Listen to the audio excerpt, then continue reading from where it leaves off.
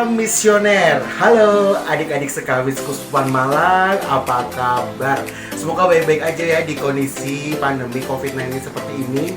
Karena kayaknya udah lama banget nih ya Kak Andre dari KKI Kuspan Malang nih nggak ketemu sama adik-adik ya. Tapi nggak apa-apa, walaupun kita jauh, kita bisa disatukan oleh teknologi ya.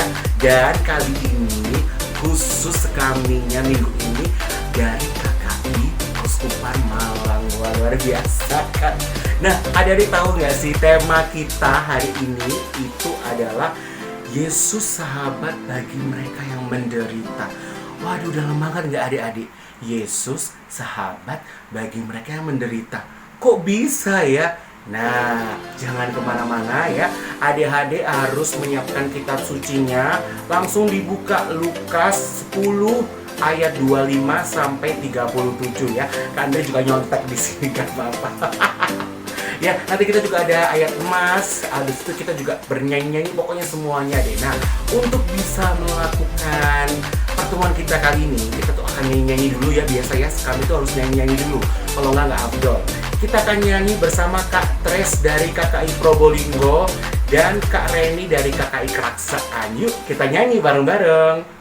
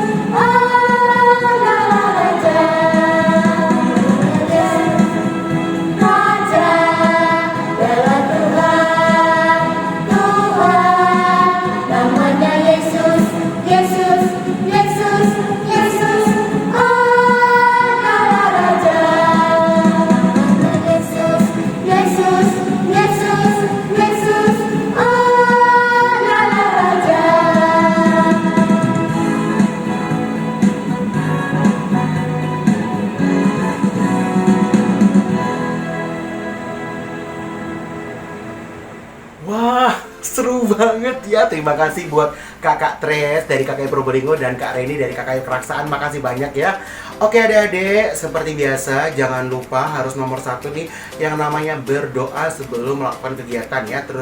terutama ini kegiatan ini kita harus berdoa dulu biar semuanya lancar gitu ya. Adik-adik sinyal wifi-nya juga nggak lemot ya, dan semuanya bisa masuk ke hati adik-adik nih. Untuk tema kita Yesus sahabat bagi mereka yang menderita. Nah, doa pembukaan kali ini akan dipimpin oleh Kak Meme dari KKI Lumajang. Silakan Kak Meme. Halo adik kami, perkenalkan nama kakak Mimi dan kakak berasal dari Paroki Lumajang. Nah adik-adik, sebelum kita memulai pembinaan minggu ini, ayo kita berdoa dulu. Adik-adik di rumah mengambil sikap doa yang baik ya, tangan di dada, kemudian mata dipejamkan. Dalam nama Bapa dan Putra dan Roh Kudus, amin. Tuhan Yesus, terima kasih atas segala berkat yang telah Engkau berikan kepada kami, sehingga kami boleh mengikuti pembinaan pada minggu ini. Tuhan Yesus, sebentar lagi kami akan memulai pembinaan minggu ini. Kiranya Engkau memberkati pertemuan ini mulai dari awal, pertengahan, hingga akhirnya, supaya kami bisa belajar dengan baik dan menangkap hal baik yang diajarkan oleh kakak-kakak. Tuhan Yesus, tak lupa kami juga berdoa untuk seluruh kakak-kakak dan teman-teman yang bertugas minggu ini. Kiranya Tuhan Engkau memberkati mereka supaya mereka bisa melayani dengan baik. Ya Tuhan, kabulkanlah doa kami anak-anak ini. Kemuliaan kepada Bapa dan Putra dan Roh Kudus, seperti pada permulaan, sekarang, selalu, dan sepanjang segala abad. Amin. Dalam nama Bapa dan Putra dan Roh Kudus. Amin. Selamat mengikuti pembinaan minggu ini. Wah, terima kasih Kak Meme dari KKI Lumajang yang udah memimpin doa pembukaan ya. Oke, karena kita sudah berdoa ya, dan niscaya kita percaya bahwa Tuhan tuh akan selalu ada di hati kita, hidup kita juga ya, seperti tema Yesus adalah sahabat bagi mereka yang menderita. Wah, luar biasa ya. Oke adik-adik, sekarang kita akan mendengarkan renungan ya. Renungan buat adik-adik biar di setiap harinya adik-adik itu selalu ingat gitu ya pesan Tuhan apa dan apa yang harus kita lakukan ya. Dan renungannya akan dibawakan oleh Kak Pipit dari KKI Probolinggo. Silakan Kak Pipit. Hai adik-adik kami, selamat pagi, salam misioner. Apa kabar kalian semua? Sehat bukan? Nah, adik-adik kami yang berbahagia, minggu ini kita bertemu lagi bersama Kak Pipit dari Probolinggo. Nah, adik-adik, pagi hari ini kita akan mendengarkan sabda Tuhan. Yuk kita dengarkan sama-sama.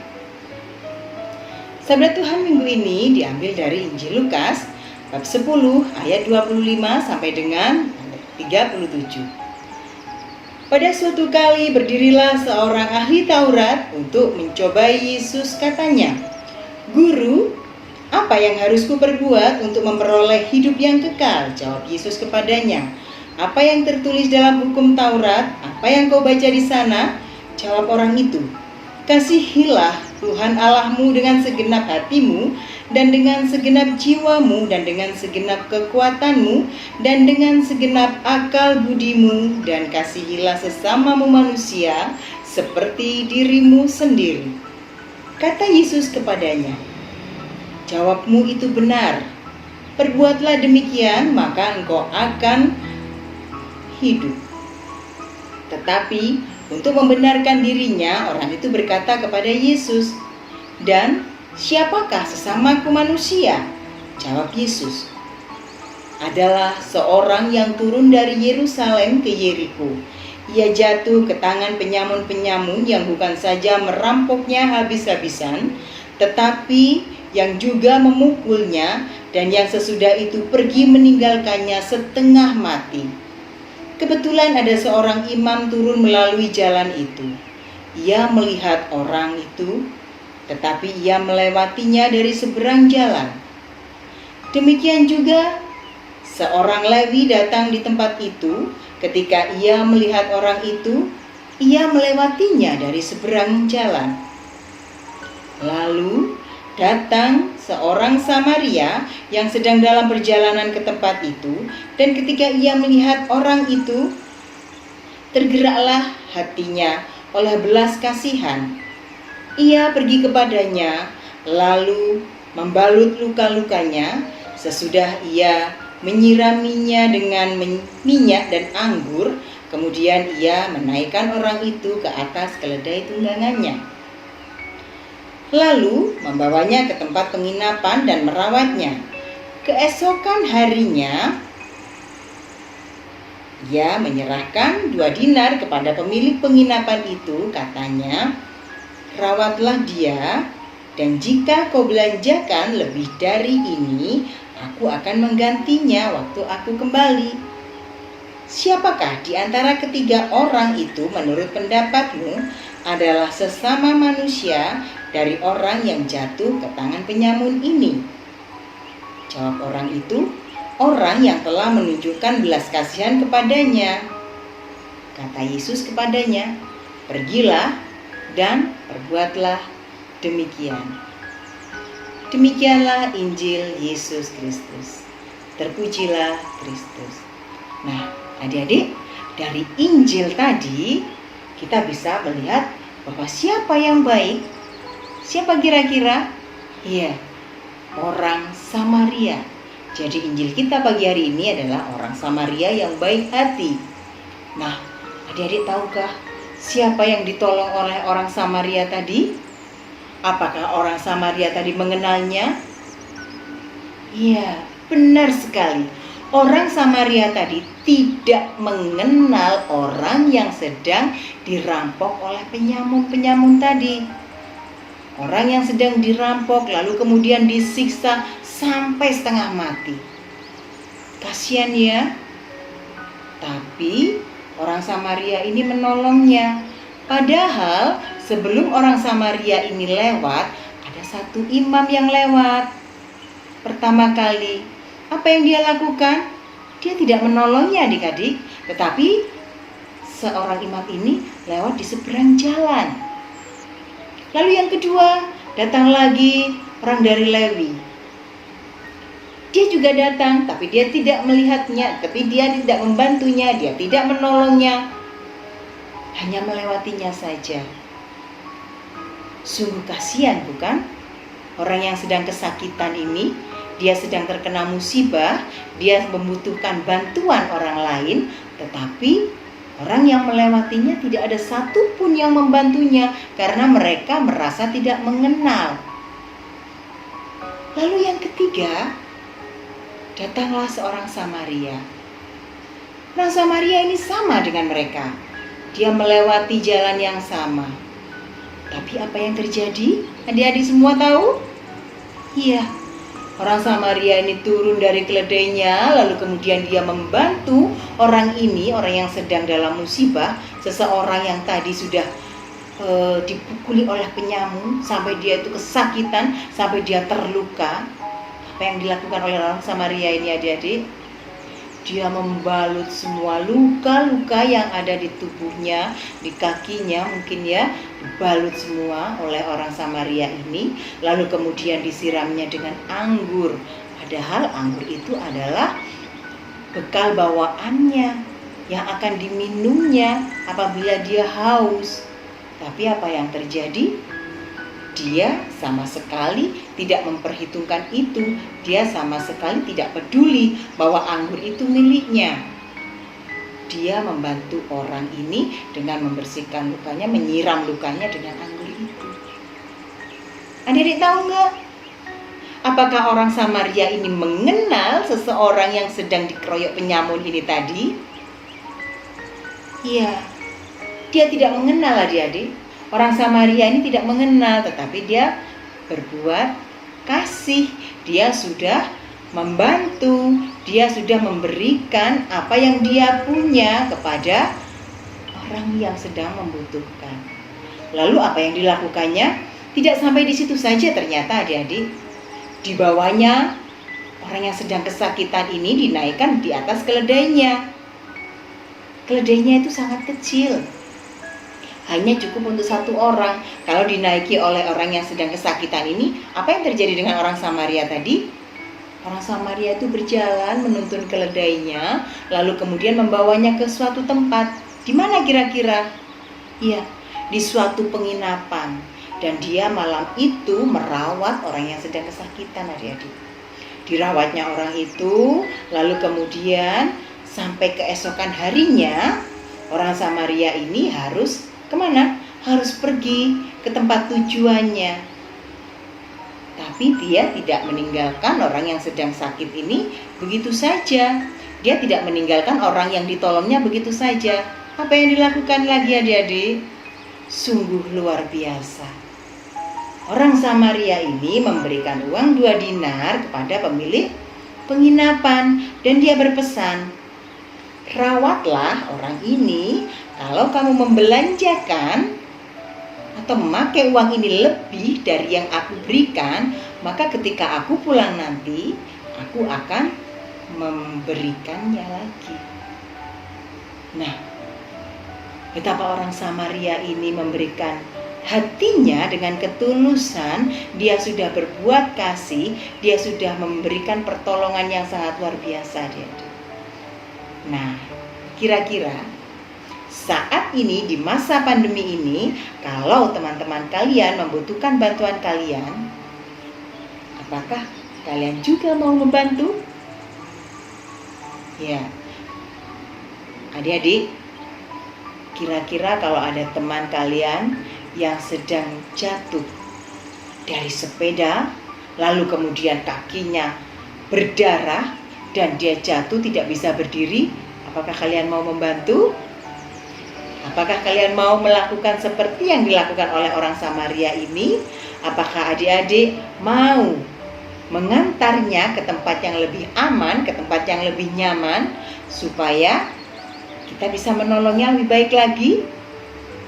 Nah, adik-adik, di masa pandemi ini banyak sekali saudara-saudara, teman-teman kita yang membutuhkan kita.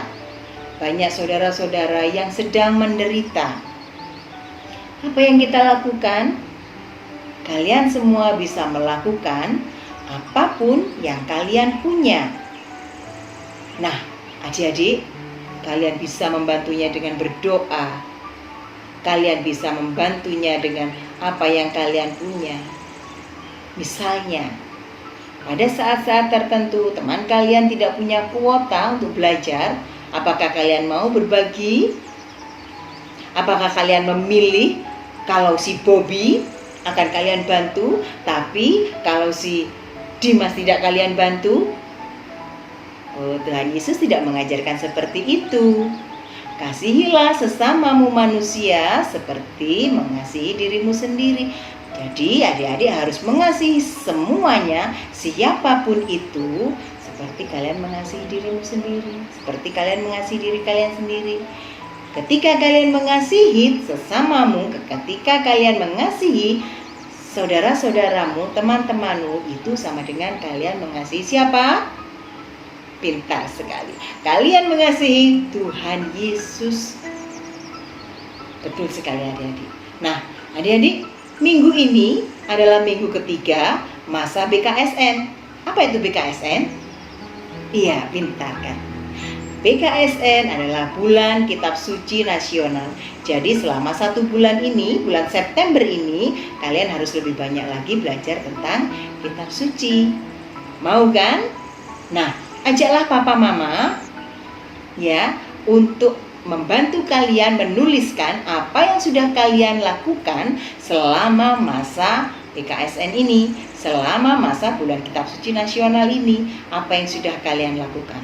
Jangan lupa dikirim ya, apa yang aksi nyata kalian yang sudah kalian lakukan, seperti biasa ke tempat mistris. Iya, tapi ditunggu kalian tentunya bersama papa dan mama. Oke, adik-adik sekami, keuskupan malam, kita akan berjumpa lagi bersama-sama bergembira minggu depan.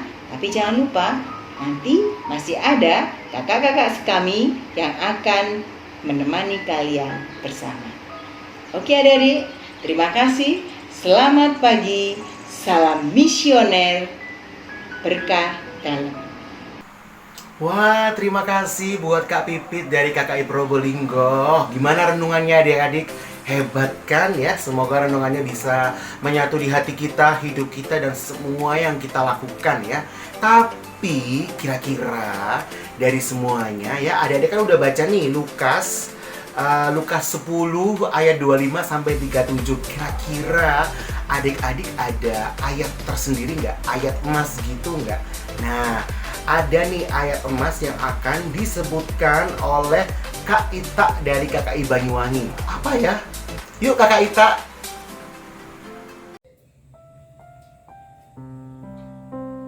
Halo adik-adik sekami, jumpa lagi dengan Kak Ita dari KKI Paroki Maria Ratu Damai Banyuwangi.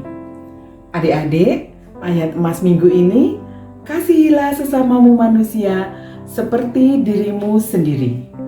Kakak ulangi ya, kasihilah sesamamu manusia seperti dirimu sendiri. Ingat kan? Wah, ayat emasnya luar biasa ya adik-adik. Kak Ita terima kasih banget ya. Semoga ayat emasnya sama nih untuk adik-adik sekami seKuskupan Malang ya, biar semakin inget gitu ya. Oke, ayat emas mungkin kasihilah samamu atau pergilah engkau diutus dan apapun itu ya pokoknya. Oke, habis ayat emas sekarang kita mau kreativitas ya. Kita mau kreativitas biar kita juga bisa kreatif gitu ya dalam melaksanakan firman Tuhan. Semuanya kreatif yang akan dipimpin oleh Kak Christine dari KKI Genteng. Waduh, jauh banget ya.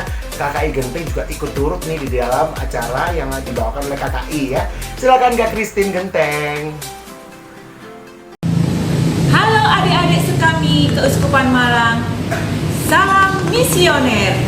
Kenalkan, kakak bernama Kakak Kristina dari Paroki Kristus Raja Ngeten. Kali ini kita akan bersama-sama membuat kreativitas berupa hiasan salib yang bisa kalian pasang di meja belajar atau di kamar kalian. Ingin tahu bagaimana cara membuatnya dan apa bahan-bahannya? Kita simak yuk. Pertama-tama, kita harus menyediakan stik es krim. Kemudian, kita juga harus mempunyai karton atau kardus bekas. Gunanya untuk pola dan untuk menempel stik es krim yang akan kita buat menjadi salib. Kita juga harus menyediakan lem yang berupa lem kayu. Dan alat-alat yang dibutuhkan adalah penggaris, ballpoint, gunting dahan. Pertama-tama yang harus kita lakukan adalah kita membuat pola salib di karton atau kardus yang sudah kita sediakan. Kali ini kakak akan membuat salib dengan ukuran tinggi 20 cm. Sedangkan sisi salib dan atas akan kakak buat dengan ukuran 5 cm. Setelah kita buat, kita garis ya.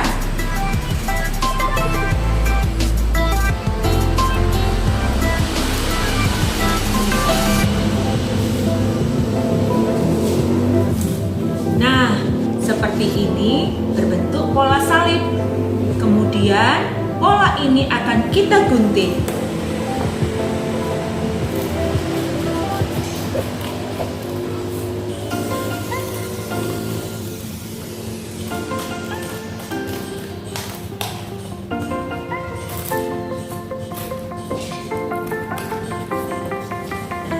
Kakak juga sudah menyediakan pola yang sudah kakak gunting terlebih dahulu.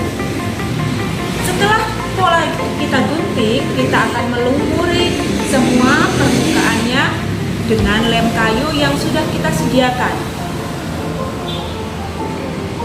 Kita lumuri sedikit tebal ya, supaya kayu es krim dapat melekat dengan erat. Oh iya adik-adik, bagian dari stik es krim ini yang akan kita kita pakai adalah ujung-ujungnya yang berbentuk melengkung dengan panjang 3 cm. Nah, kita akan memotongnya, tetapi terlebih dahulu kita akan menggaris untuk memudahkan ukurannya.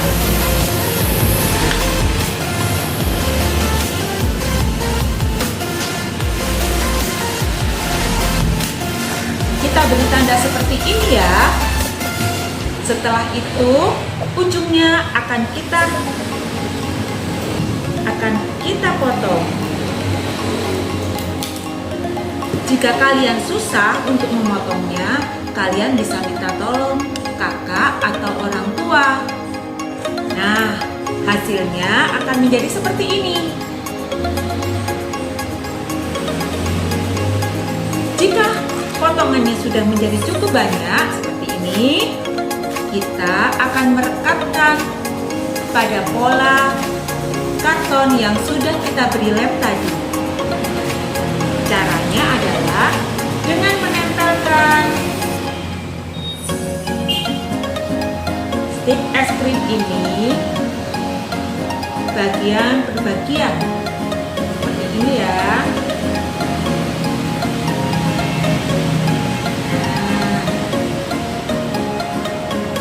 Bagaimana? Sampai di sini, apakah kalian bisa mengerjakannya?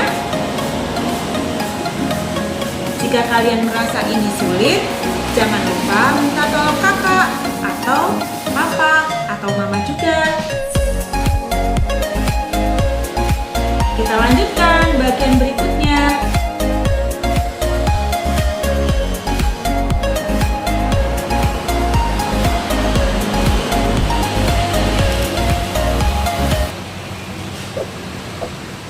Supaya lebih mudah, kalian bisa mengerjakannya di atas meja seperti ini ya.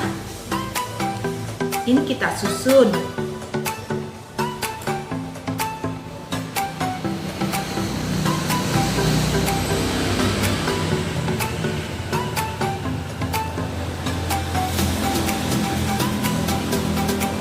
Kita mengerjakan bagian atas dan samping lebih dahulu.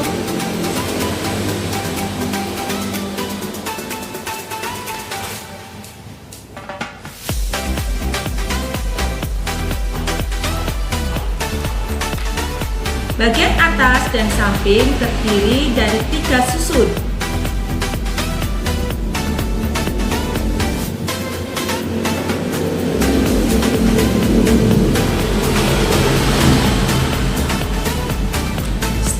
Krimnya kita pasang dengan cara bertumpuk.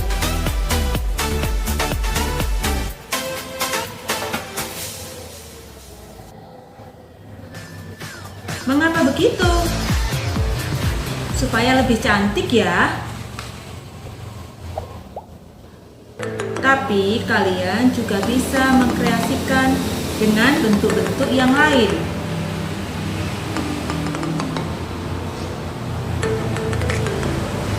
Nah, ini bagian atas sudah selesai. Sekarang kita akan melanjutkan dengan bagian bawah.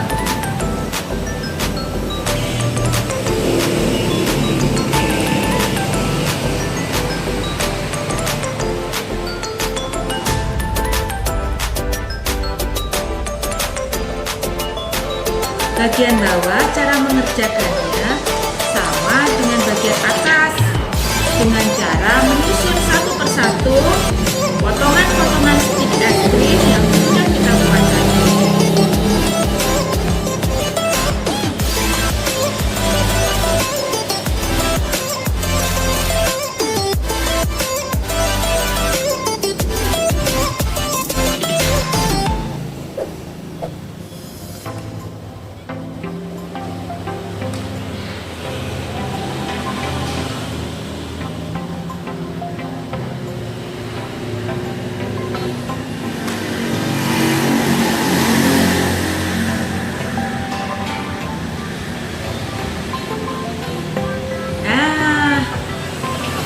Sudah selesai, tinggal memberi hiasan untuk bagian celah yang kelihatan berlubang ini.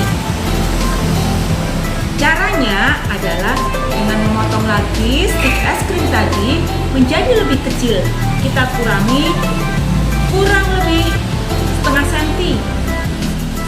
Nah, kita potong. Ujung-ujungnya kita beri lem.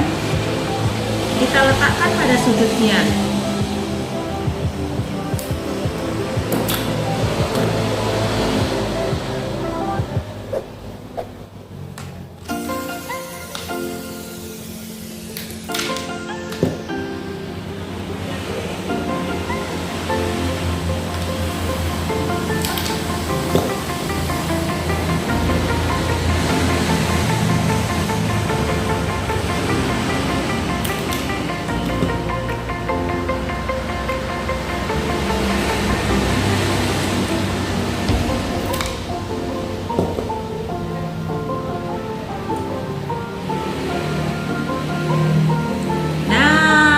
Salibnya sekarang sudah selesai. Bagaimana? Mudah bukan? Setelah kering, kita bisa menggunakan untuk hiasan di meja belajar atau di kamar kalian. Selamat mencoba, sampai jumpa. Salam. Wah, tepuk tangan. Makasih ya Kak Kristi yang ada di Genteng, luar biasa kreativitasnya. Top markot top ya, kalau ada jempolnya 10, Kak Andre kasih 10 pokoknya ya. Dan adik-adik juga nggak harus kalah nih untuk kreativitas ya. Pokoknya dalam melaksanakan firman Tuhan harus dibaca dalam hati, dilaksanakan, dan kreatif juga, tapi yang positif ya. Oke, kayaknya udah selesai nih kegiatan kita ya. Adik-adik seru banget ya bersama KKI di video kita sekami ini. Semoga bisa menemani adik-adik di hari Minggu ya. Bagi mungkin yang nggak bisa ke gereja, nggak apa-apa ya. Semoga ini bisa menemani adik-adik semua dan kakak peminat, keluarga, mama, papa, kakak, adik semuanya pokoknya ya. Nah, karena kita semua udah ada di penghujung nih ya, di penghujung video, kita akan ditutup oleh doa penutup juga pastinya yang akan dipimpin oleh Kak Wulan, KKI dari Malang. Silakan Kak Wulan, kita semua ambil sikap doa yang baik ya. Adik-adik sekami yang terkasih, kita akhiri kegiatan kita hari ini dengan berdoa dulu ya.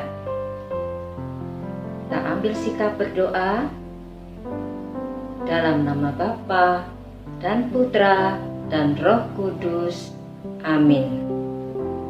Ya Bapa, kami bersyukur kepadamu karena firman-Mu yang telah Kau sampaikan kepada kami, dan karena Roh Kudus yang Kau curahkan atas diri kami. Bantulah kami supaya firman yang Kau taburkan dalam diri kami senantiasa membimbing kami untuk hidup sebagai anak-anak-Mu, sehingga kami bisa menjadi pribadi yang sanggup mencintai Allah dan sesama kami. Demi Kristus Tuhan dan pengantara kami. Amin.